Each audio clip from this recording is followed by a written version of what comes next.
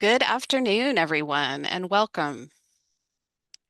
On behalf of the Open Texas Steering Committee, the Texas Digital Library, and the Texas Higher Education Coordinating Board, it's my pleasure to formally open the 2024 Open Texas Conference. My name is Christy Park. I'm the Executive Director of the Texas Digital Library, a consortium of academic libraries providing a shared infrastructure for open access, open scholarship, and open educational resources, and one of the two co-sponsoring organizations of this event. TDL is joined in organizing this conference by the Texas Higher Education Coordinating Board, the state agency that serves as a resource, partner, and advocate for Texas higher education. But this conference is a work of a much broader collaboration, representing a convergence of not just these two sponsoring organizations, but also 4 planning committees, 2 conference co-chairs, a steering committee, and numerous OER champions, leaders, and workers from across the state of Texas and beyond. This is the 3rd Open Texas Conference. It was first held in 2021, and it has grown to serve as a gathering place for members across the Texas higher ed community to share, learn about, and advance state-of-the-art research and practice in open educational resources and open pedagogy. TDL and the coordinating board are thrilled to be reconvening the Open Texas Conference again here this week and excited about the next 3 days of presentations and discussion as we explore ways that open education can remove financial barriers to higher ed and improve learning outcomes for all of the state's students. As we get started today, I want to take a moment to call your attention to our conference code of conduct, which articulates our commitment to a respectful and thoughtful participatory environment, one that's conducive to problem solving and critical thinking, and that is welcoming to everyone. We ask that everybody in attendance at Open Texas events this week do your part to make that environment a reality. And if you have any trouble or need help at any point during the conference, please send an email to the address on this slide, open.ed.texas@gmail.com. And with that, I'm now going to hand it over to my colleague from the coordinating board, Carrie Gitz, to cover a bit of housekeeping and continue with our opening session. Welcome, everyone. Thank you, Christy. Good afternoon, everyone. My name is Carrie Gitz, and I am a director in the Division of Digital Learning at the Texas Higher Education Coordinating Board and a member of the Open Texas Steering Committee. During the opening session this afternoon, we encourage you to participate in the chat and say hello, introduce yourself. If you do have questions for our keynote speaker, Elizabeth Braatz, if you could please post your question in the Q&A feature, and we will get to your questions at the end of the session. In order to enable the chat and post a question in the Q&A, to the right of your video viewing screen, you'll see both chat and Q&A, and just click on those to open up those windows and begin participating.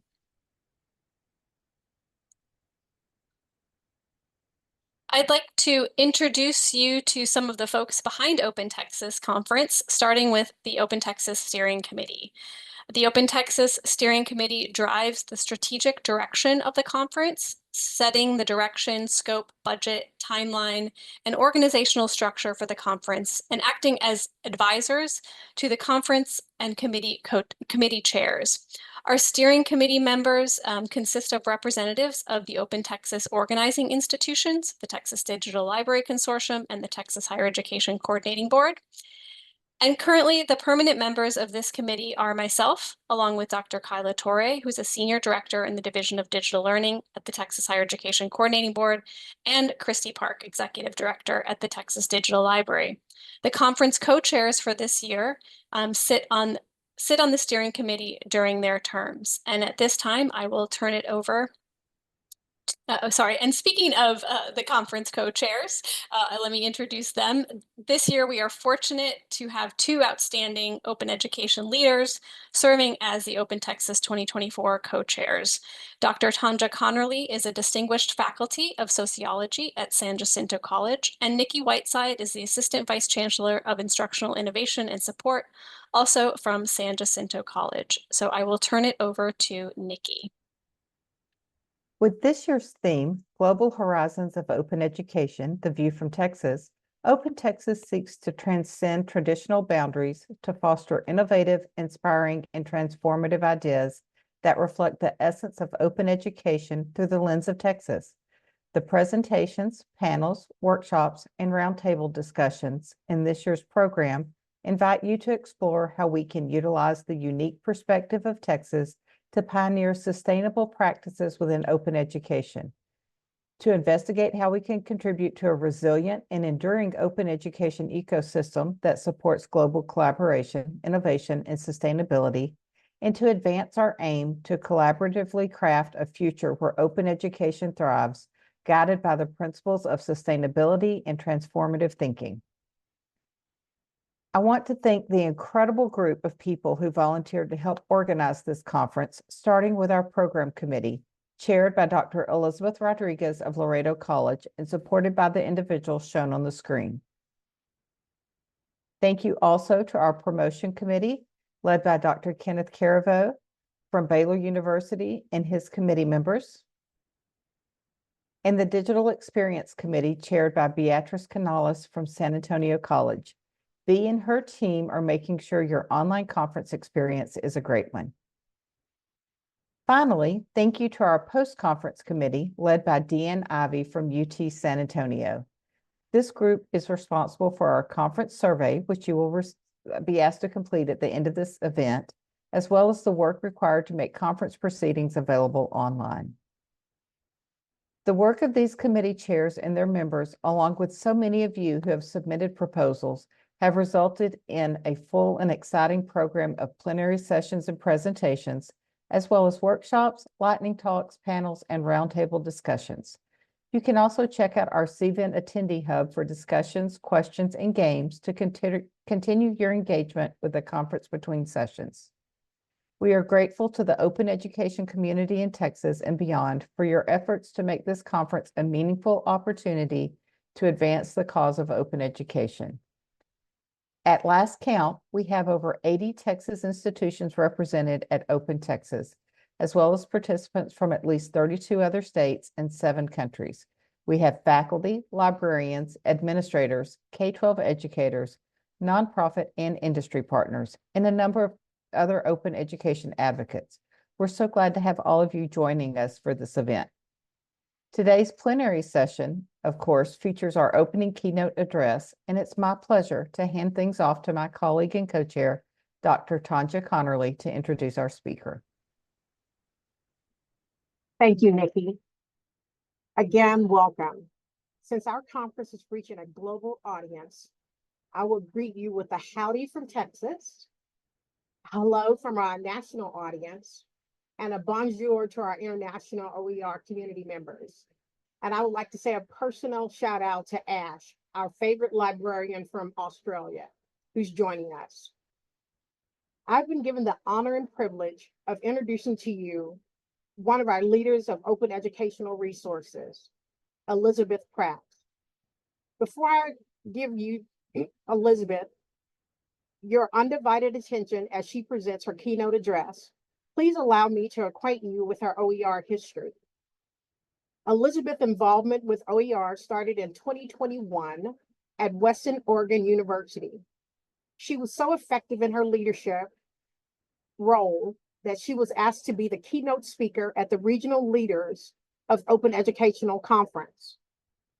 She continued her plight as a student advocate at Portland State University as she earned her master's degree in public policy, which focuses on advocacy and leadership. Both of these qualities are used as she has transitioned from a student to a professional OER advocate. I currently have the pleasure of serving on the OER conference board of directors with her as she has applied her organizational skills and knowledge of OER.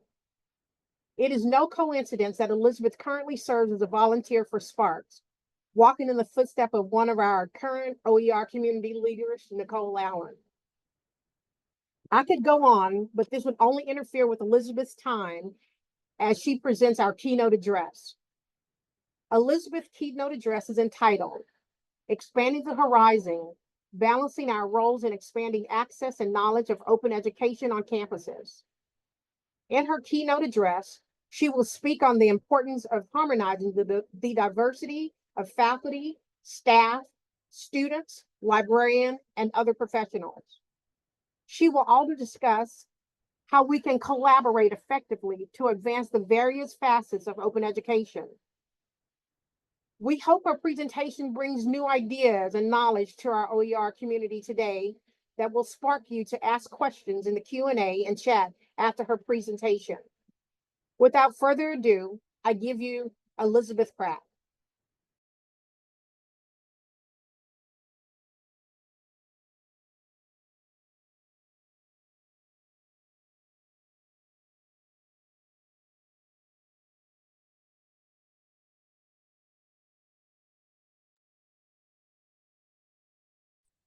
Hello, everyone. My name is Elizabeth Braatz, and I want to first begin by extending my immense gratitude and appreciation to Open Texas and the program committee for inviting me to be this year's keynote speaker. I am so excited and honored to be here talking to you all about open education, which is a topic that I hold very close to my heart.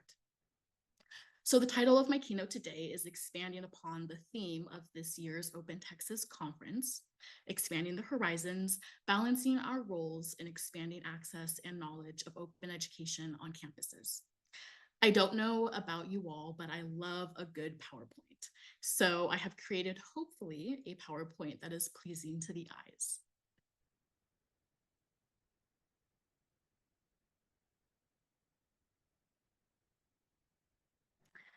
So I wanted to touch upon 4 sections that I felt to be the most important when I reflected on what I wanted to talk with you all about.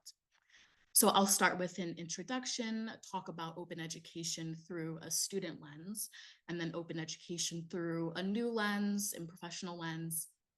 And then as well as concluding by talking about how we can expand access and knowledge together collectively.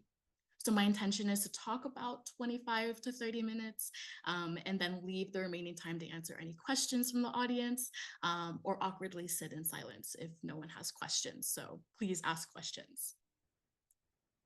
If anybody is serious about horoscopes, I am a Leo. So that means that I'm a fire sign.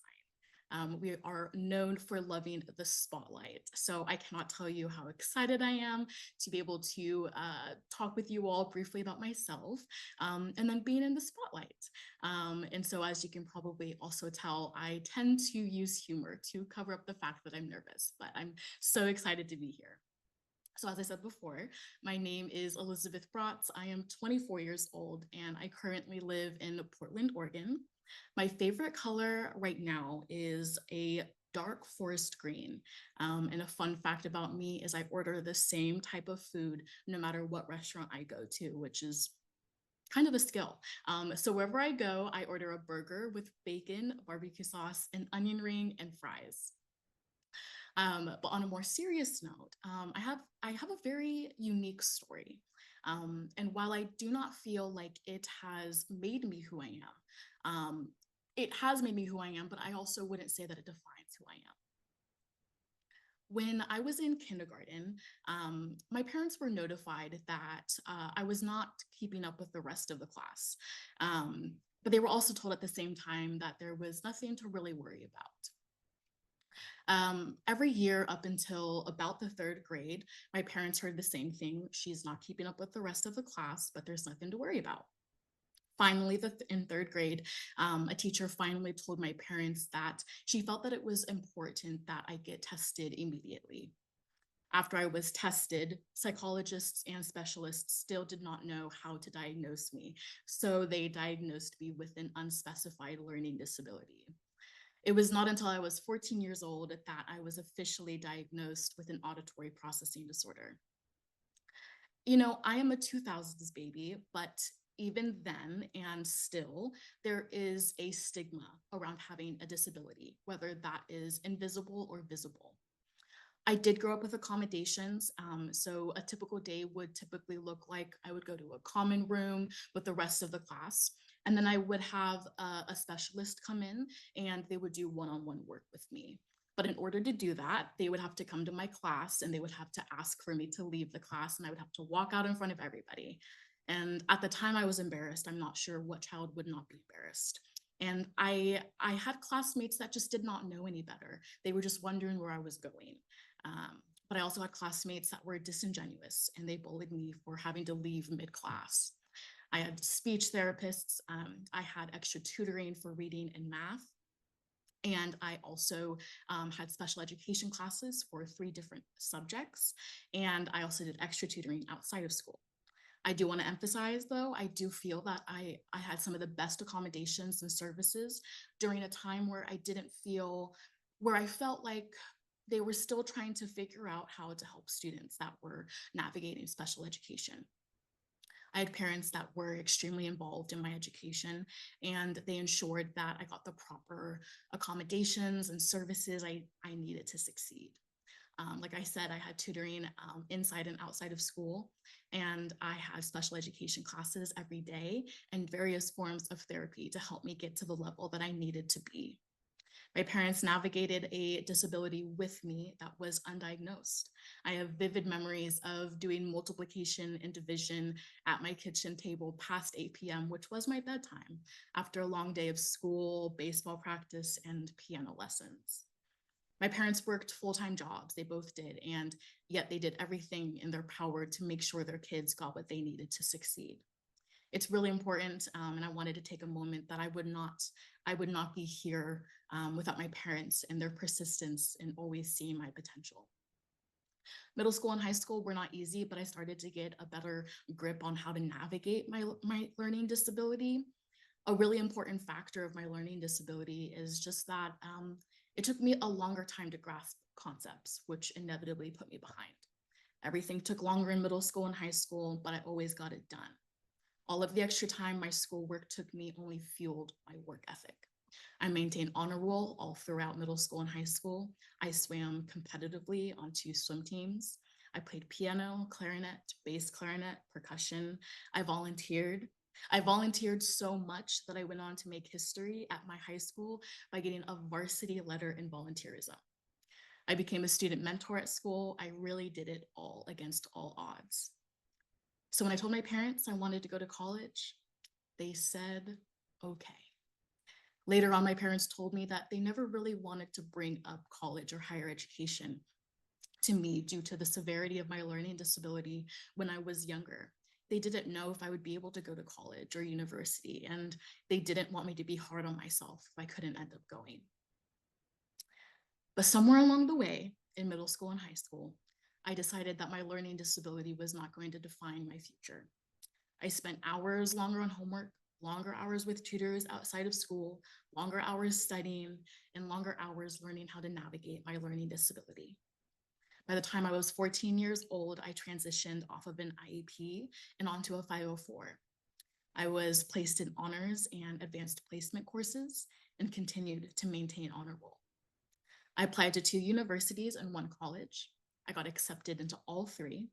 I received a full ride scholarship to the local community college, and I received multiple scholarships that led me to choose to attend Western Oregon University. I went to WU to study criminal justice in June of 2018. I graduated from Western Oregon University with a Bachelor of Science, and I also graduated debt-free. A few weeks before I graduated from WU, I got accepted into the public policy program at Portland State University, where I graduated this past June with a Master of Public Policy degree with a specialization in advocacy and leadership. I also graduated debt-free. I became the first person in my immediate family to obtain a master's degree. Amongst trying to complete my program, working, volunteering, and being involved in lots of projects, I proposed to my long-term partner, who I met at 19 years old at Western Oregon University.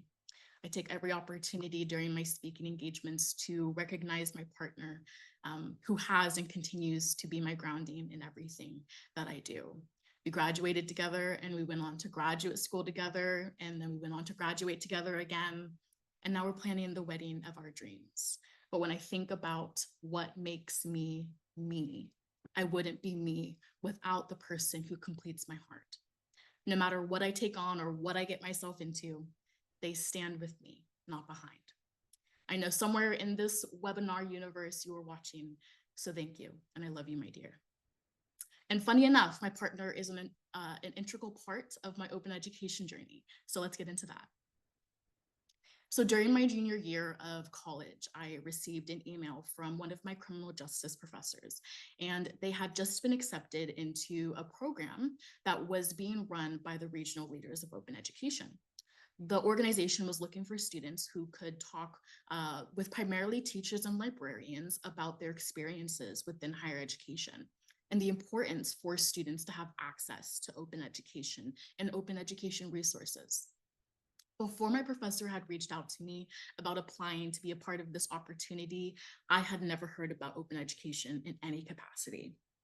I spent tons of time after my professor contacted me researching about open education.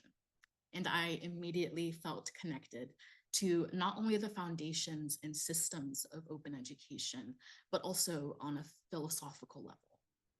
I applied to the regional leaders of open education program, and to my surprise, I was accepted.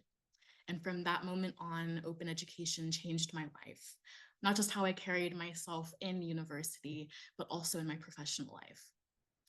I spent a lot of time attending various webinars with regional leaders of open education.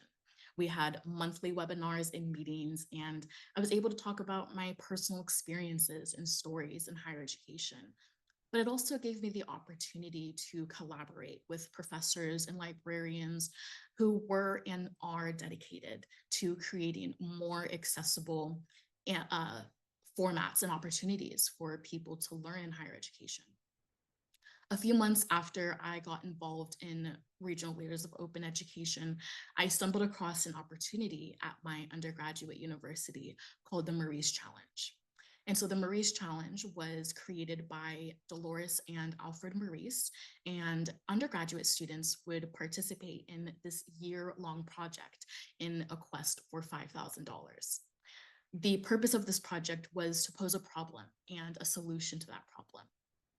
It was very broad, and it gave students the agency to be unique in their project. And I dedicated my project surrounding the importance of implementing more open education resources and opportunities, both in the classroom and campus-wide. This was a very in-depth project, and it took me a year. But long-term projects have never intimidated me. I have always remained steadfast in what matters most to me.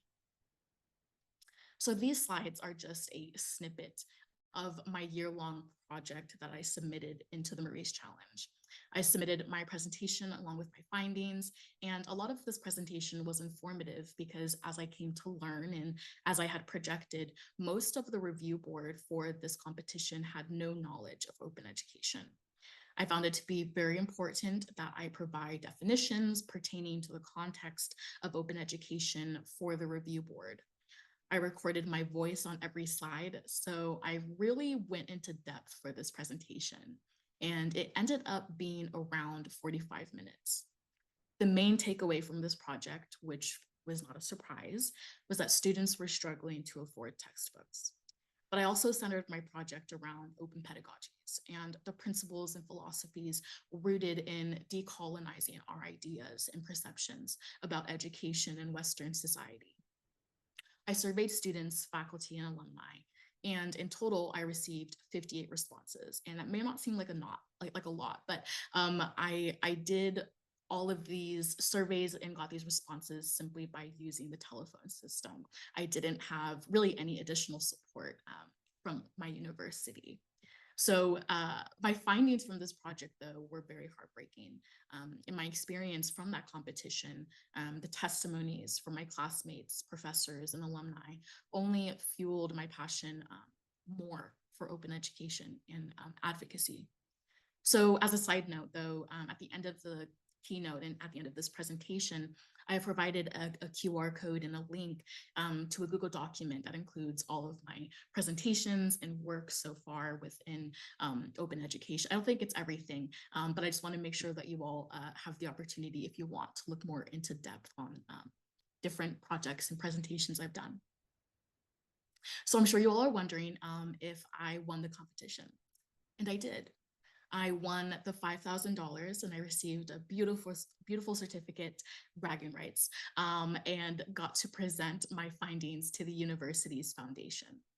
And one of the most beautiful things that came from this project was having my freshman science teacher tell me that he restructured his class so that he not only used open education formats and systems, but also to create a more inclusive classroom for his students. And so that meant that students were able to save $200 or more due to his restructuring of his class in this formats. And that makes a world of change for students. So that experience with my professor is just a prime example of what effective collaborative action looks like. This professor had not known what open education and resources were before my project. But after my project, he mobilized his role to change the dynamics and structure of his class and how he taught. During one of my webinars with regional leaders of open education, I said that open education as an idea and as a mobilized effort saves lives. I'm not exaggerating when I say that. A facet of open education, like textbook affordability, means that money can go back into students' pockets, which means that they could use that money for food, medication, housing, car payments, tuition, clothes, gas, and more. The alternatives are truly endless.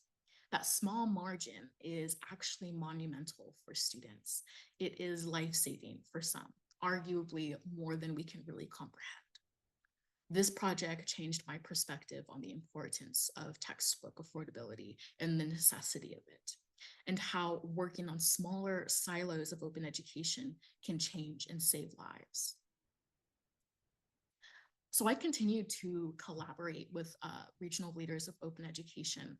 And in the summer of 2022, myself, my now fiance, and also another student involved in Arlo named Osceola were invited to be the keynote speakers for Arlo in Boston, Massachusetts.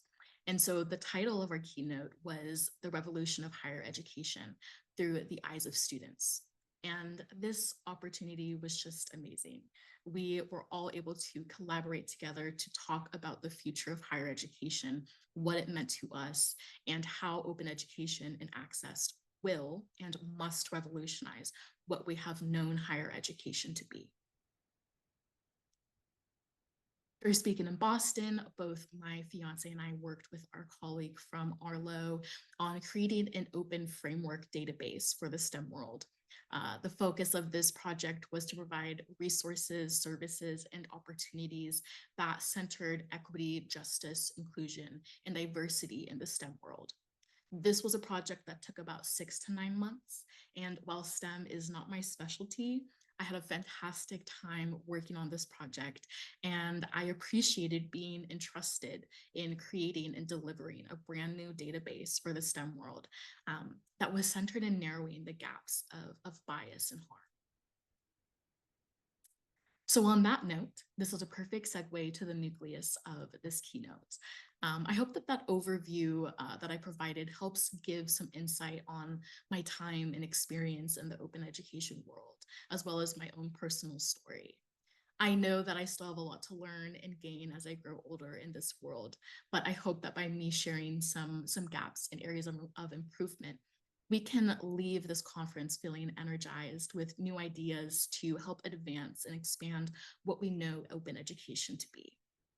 So as a student, some gaps that I saw were one, a lack in knowing how to access open education resources. I think that there are a lot of barriers that are out of our control when it comes to gaps that I saw as a student. For example, some professors are not open to open education and implementing those practices into their classroom. I personally found that as a student, open education resources and services were difficult to navigate, especially online. Whether they were deep in the portals and websites of the universities I attended, making access to resources and services online were a navigational barrier. When I was at my undergraduate university, I found that the librarians were the individuals who were most dedicated to expanding access, knowledge, and implementation of open education resources. And that is very specific to my university. But that was a really important note that I took as I transitioned from a student to a professional. And it's not to say that professors did not care or want to implement open education resources. It was rather that I actually don't think that many professors knew what open education was, or what that could look like on a logistical level for their classroom. And so I think that that's an important point as we move into the next gap that I saw, which were institutional barriers. As I mentioned earlier, some professors simply did not want to implement open education access and resources in their classroom, both on a larger scale. Some universities do not champion open education and access on their campuses. And so that fosters a culture that limits the scope and opportunities of open education. I think that institutional barriers can look as simple as making it difficult to navigate a website to find open education resources and services. But just as it is a barrier, we can knock down those barriers. If it is harder to change on a university or campus level, as a professor, librarian, support staff, you can make resources available through your syllabuses in your classroom. Or I know some professors, especially at my graduate level that I saw, they have personal websites, and having that access there is a really tangible way for professors, librarians, and support staff to mobilize and make a difference in students' lives. Another gap that I saw was a resistance to change, primarily at a university-wide level. So on a larger scale, open education, like I mentioned before, from what I acknowledged and saw, is not a fundamental part of our culture in higher education, or it hasn't been. I find that we are definitely transitioning to that, which is amazing. And I found that most of my professors truly had no idea what open education was. And I also recognized that the institutional barriers are what helps foster and perpetuate a culture where open education stays hidden. As a professional, some gaps that I see are a separation of open education issues that are being championed. So an example of this is specific to the state of Oregon, but this included a time where I spent about a year with students legislating at the state level about open education issues. But unfortunately, I rarely saw faculty and librarians at our hearings and standing with us. I continue to volunteer with the Student Advisory Committee for Scholarly Publishing and Academic Resources Coalition, or SPARC. And we recently talked about the importance of collaboration amongst roles and professions in the open education world. It can feel at times that as students, we carry a really heavy responsibility in our quest to expand and highlight the importance of open education. And I now see, as a student turned professional in open education, the importance of standing with students in whatever roles we may have to continue upholding a unified front when advocating and championing open education issues. And so an olive branch of that gap is rooted in what I believe to be communication barriers.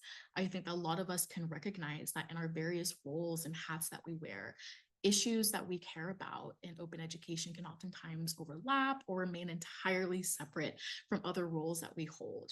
An example of this was, as a student, I was legislating for better open education resources and access in higher education. I was also talking about the importance of open pedagogy in the classroom on a philosophical level in monthly meetings and webinars. And then I was also trying to complete a solo project that was centered in the imperativeness of undergraduate of textbook affordability in undergraduate universities.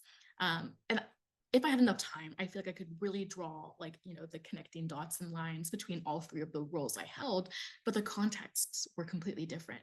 And I had to redirect my roles between being a student and being a professional.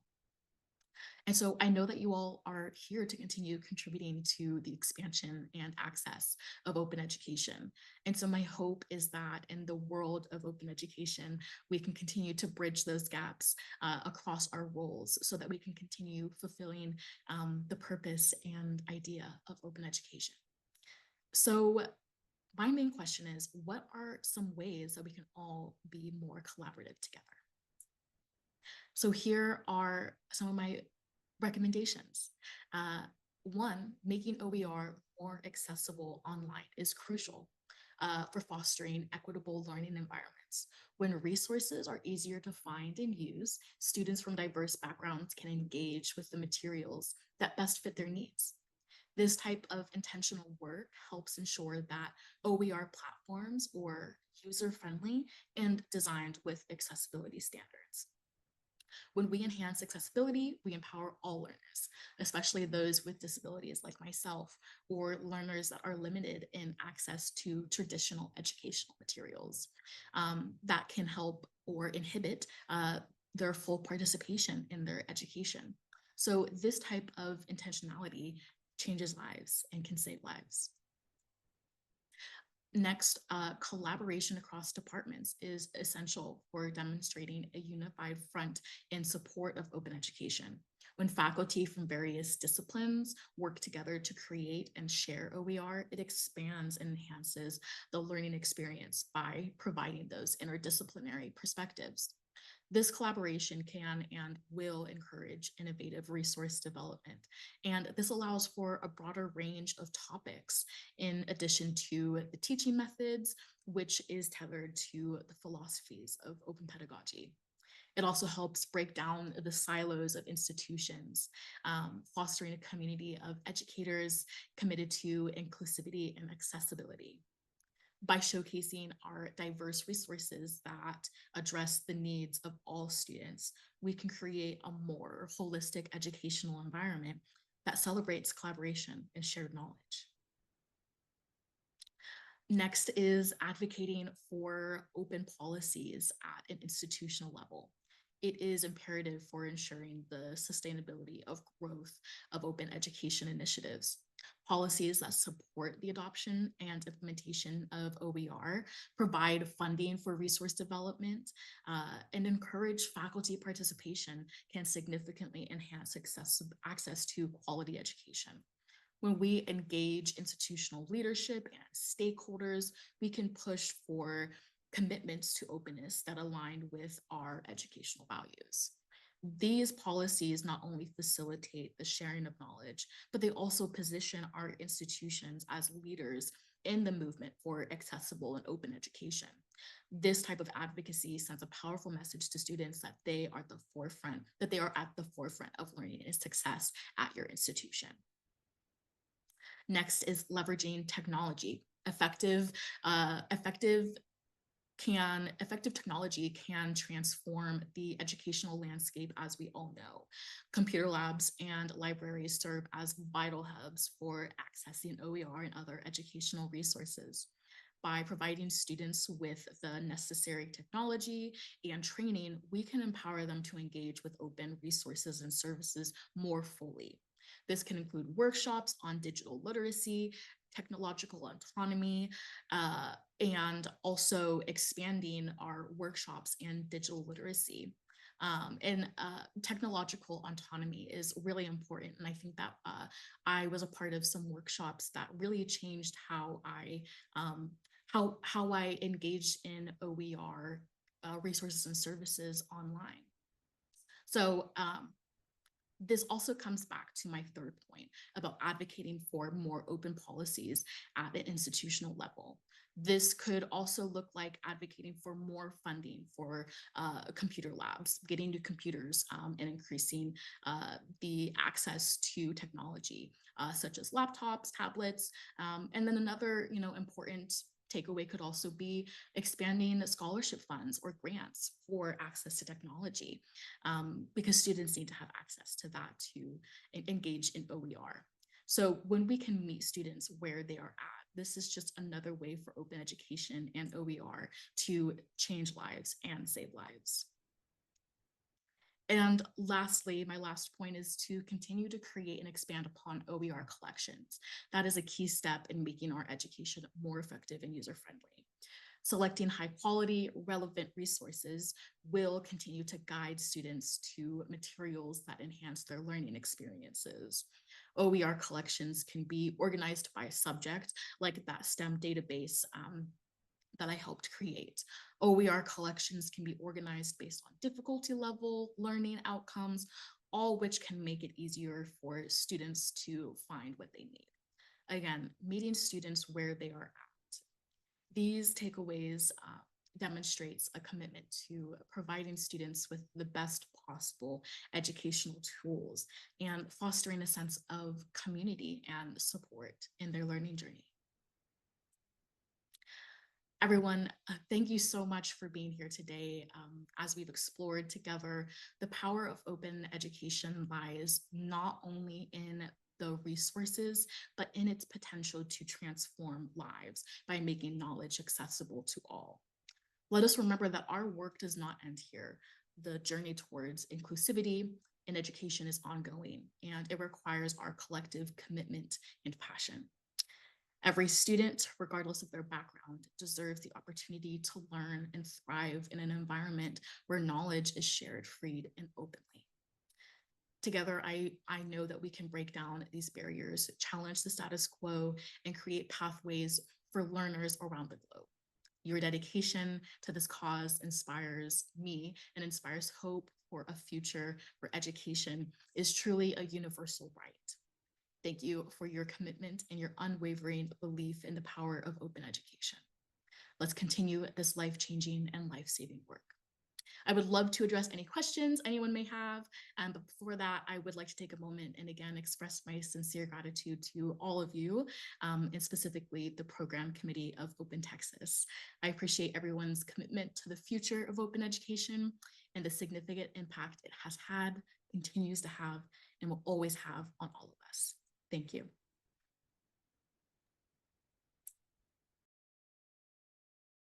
Thank you, Elizabeth. With your keynote address, you have provided us with more insight of your beginning with OER. We know this is not the end, but thank you again for providing us with ways to collaborate to expand our OER community. I am now going to take any questions. So we ask that you put questions in the Q&A or the chat so that we can provide these questions to Elizabeth so she can eagerly answer them for you. Okay. The first question comes from Sarita Williams. She stated, when I learned about OER, I loved it. However, publishers may not feel the same way. For example, the book I use in my class is not available on OER.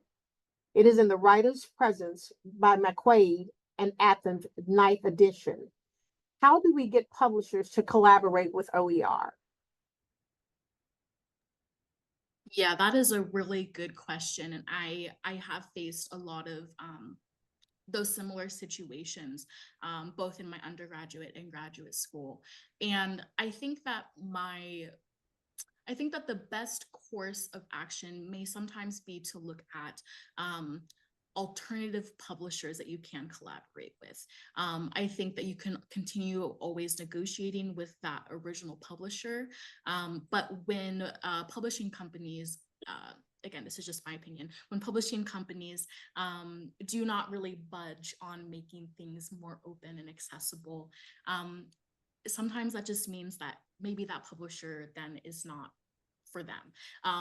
In my graduate program, I had a lot of professors, that would scan their textbooks so that students wouldn't have to buy them.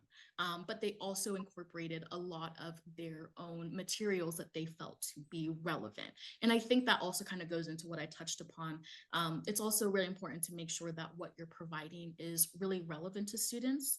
And so I hope that kind of answers the question, but I would say possibly look at different publishing companies if that other publisher is just not meeting your needs.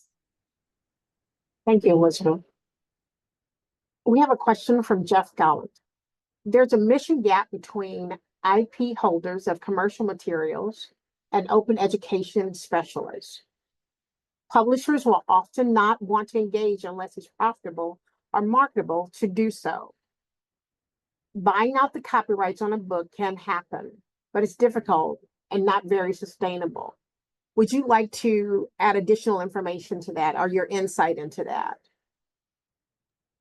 Yes, I mean, I would kind of be a little bit redundant in kind of what I had just said, but yes, I engaged in a completely different realm of open education in graduate school, where a lot of my professors just stopped engaging with publishers and went their own route in establishing how they were going to structure their class. I appreciate the point of buying out the copyright. I think that's definitely an option. But I think that when you find that publishers are just being profitable, I think that that kind of makes me step back and really think, would that be what's best for students then? And how can we maybe restructure our class to have, to bring in different topics, different ideas. And so I think for me personally, I really loved seeing my professors step away from publishers, I guess, and just kind of go their own route, as long as it was, of course, approved. But that was really life-changing for me in graduate school. And I was introduced to so many different ideas that I had never been experienced in undergraduate school. Thank you, Elizabeth. I have another question for you. As a public policy specialist, how do you think that public higher education ed employees like librarians and faculty members can stand with students and advocate more? I love that question. I also want to touch upon, I know I cannot imagine how busy administrators, librarians, and professors are. And so I wanted to definitely acknowledge that. And sometimes when we have opportunities like legislating at, whether it's going to a city council or a university board meeting or going to the state level or federal level, that can be really hard to make time for. What I would say is we as students also face, a lot of time restraints. But when it was a really beautiful thing to see the amount of students that showed up for advocating for open education. And so I would just say, I know that it is everybody's priority here. And so I would just say, some alternatives are submitting statements. So maybe you don't go in person and testify, but you make sure that your voice is heard by writing a statement and submitting that to that specific hearing. Sometimes it could be read aloud on behalf of somebody. That's absolutely possible. Just things like that, there are alternatives. So you're not necessarily, if you can't make it at that time, that's fine. But just by submitting and contributing, it continues to show that united front. Thank you, Elizabeth. I think we have time for a couple of more questions, if you don't mind. Of course. Great. Thank you. Can you provide any examples of successful interdepartmental collaboration initiative with regards to improving education about OER?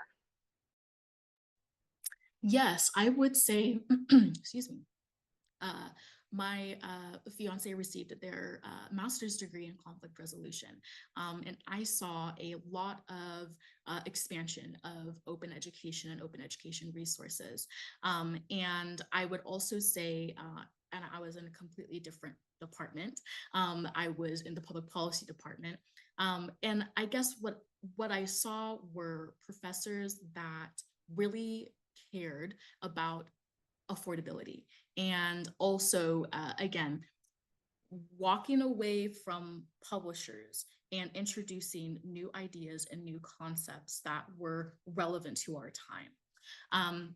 And so I think that would be, I think it's a little bit harder in undergrad, and I definitely acknowledge that. I think that there is a bit more of a structure there, whereas I think in graduate school, it's a little bit different. So I really only kind of saw this advancement in access to open education and interdisciplinary crossovers when I was in graduate school, because I think that there was a little bit more opportunity for there to be free thought. Whereas in my undergraduate time, which was only in 2018, but it was definitely more structured and a little bit more restrictive.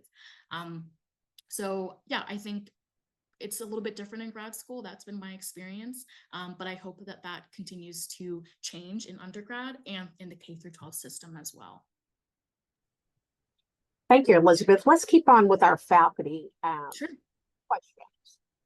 How do you encourage faculty to change to OER courses? You already mentioned affordability, but what other characteristics or what other things that we can do in order to encourage faculty to start using open educational resources? Yes, you know, a really important idea that I had never really thought about when I was in Arlo, we talked about this thing about you know, decolonizing our syllabuses. And so that kind of meant, like, this is just an example. And I did see this in grad school, which I was so happy about, but it was changing how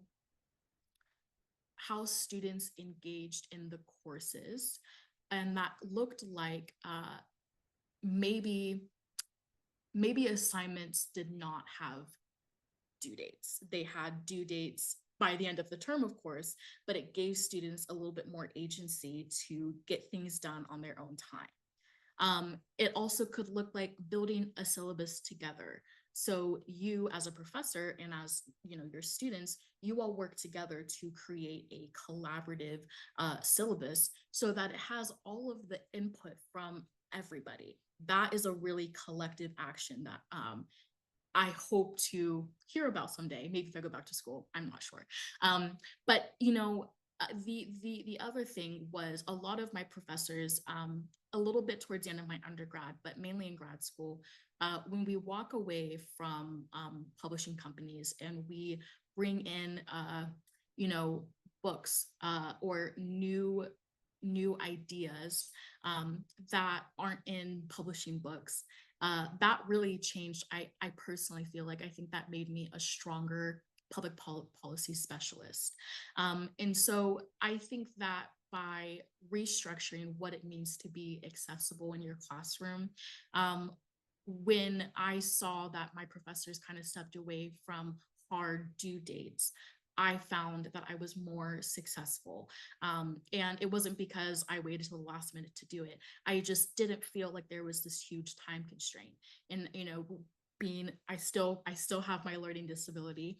And so with having that, it gave me the time to, you know, have somebody else review my paper or go and get tutoring. It helped me be more successful overall in my classes. And of course, you know, I was able to maintain honor roll in college and grad school, however that looks like. But, you know, so just kind of things like that, where we kind of move away from what we have known higher education to be. It used to be this very kind of, it felt to be very structured.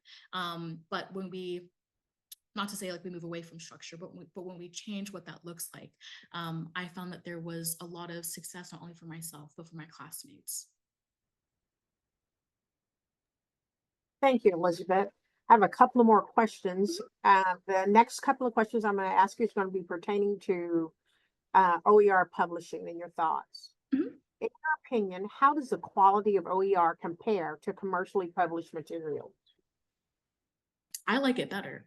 And of course, I mean, I could say I'm kind of biased, but from my experience, OER has a lot of opportunity to work on minimizing bias and harm. I think that, you know, it can go either way, but from what I've experienced and what I have seen, that has really given me the opportunity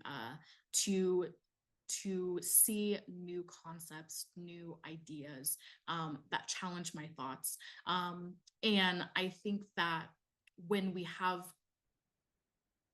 I was doing homework and reading from textbooks from publishing companies, it kind of was hard to challenge those in a way. I felt like that wasn't something that was really supported in the classroom. But when I had professors that introduced resources that were not from publishing companies, we spent our classes talking and challenging ideas, coming to consensus or not. I felt like it radically changed our classroom dynamic. And so I think that would be what I feel is a very big difference is when we talk about the dynamics of publishing companies and open education resources, it really is night and day for me. And as well as my students. I mean, of course, like that, I was able to infer that just based upon how we talked with one another. And then, of course, feedback at the end of the term, it completely changes our dynamics and how we work together. Thank you. I have another question pertaining to publishing OER from a faculty member. They ask, what resources would you recommend to learn more about how to publish OER? Oh my goodness, that's actually a really good question. I feel like I could possibly follow up with this person, hopefully individually. I have my email at the end of the slides, but I have a few links. I would have to look back in one of my folders. I can't remember them off the top of my head. But when I was doing some publishing work, I was introduced to a couple publishing companies from the regional leaders of open education that I felt were really impactful. So I can definitely follow up if that would be okay with this person. We will most definitely provide you that information. Another question that we have is, as a recent student, did you find yourself reading more when the materials were OER than if you were in a commercially published textbook? Oh, absolutely. I saved a lot of money with having professors transferred to open education platforms.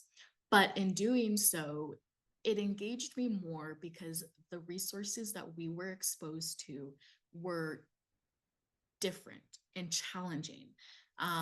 And it really made a world of difference in my education. I think that I know I read less when I was, given textbooks from publishing companies. It just kind of felt like a to-do list. But when I was given open education resources, I felt more inclined to read and to see what this individual had to say, hear different perspectives. And it also made me more engaged in the classroom because I wanted to talk about these new ideas, these new concepts. And so it just, it just makes a world of a difference in how I engaged in my classroom. And I feel much more prepared to be in the real world, if that makes sense. Makes a lot of sense. Here's another question pertaining to your role as a student, because we know you were a student advocate and now you're a professional.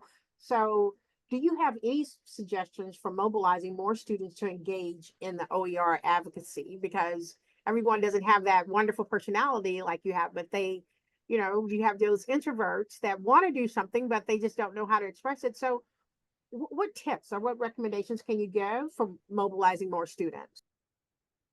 Yes, I think that, a lot of my experience was when we had students that were able to mobilize and advocate.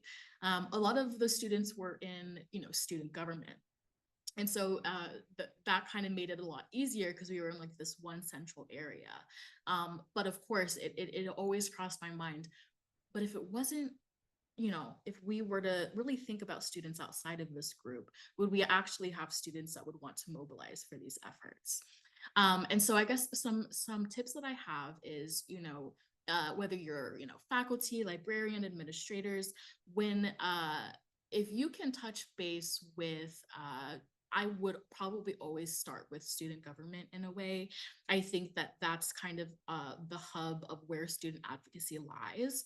But then if you collaborate with the student governments, that is what I think has led to a larger scale mobilization, because that leads to, you know, or you could always use that opportunity in class when you're giving out your syllabus.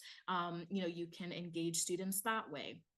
But I would say a really good, because I could go on so many different tangents, but you know, if you really start in one area specifically with student government, that's kind of where we can start then branching out into our different silos and addressing things there, and hopefully getting students that way. But I would say student government, and then syllabuses at the beginning of the term, and then just mention it throughout the term, and just make sure, you know, probably do a plug when there's opportunities, specific opportunities with dates and times, so that students are a little bit more engaged that way. But I have found student government to be a really successful way to mobilize open education.